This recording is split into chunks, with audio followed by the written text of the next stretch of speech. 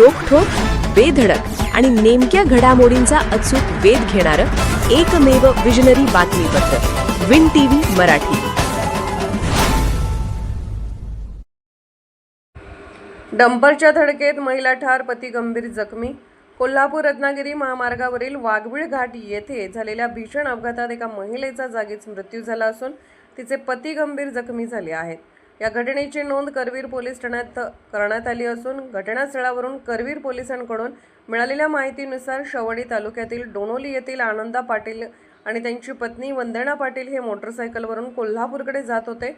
वाघबीळ घाटातील एका वळणावर मागून भरधाव आलेल्या डंपरने त्यांच्या मोटरसायकलला जोरदार धडक दिली. या धडकेमुळे दोघेही रस्त्यावर फेकले गेले. यामध्ये वंदना पाटील यांच्या डोक्याला गंभीर दुखापत होऊन अतिरक्तस्रावामुळे त्यांचा जागीच मृत्यू झाला. तर आनंदा पाटील गंभीर जखमी झाले असून त्यांना उपचारासाठी कोल्हापूर येथे दाखल करण्यात आले आहे. घटनेची माहिती मिळताच करवीर पोलीस ठाण्याचे पोलीस हेड कॉन्स्टेबल अनिल आगळे यांनी तातडीने घटनास्थळी धाव घेत पंचनामा केला. त्यानंतर मृतदेह शवविच्छेदनासाठी कोल्हापूर येथील शासकीय रुग्णालयात पाठवण्यात आला. अपघातानंतर चालकासह डंपर घटनास्थळावरून पसार झाला असून फरार डंपर आणि चालकाचा शोध घेण्याचे काम करवीर पोलीस करीत आहेत.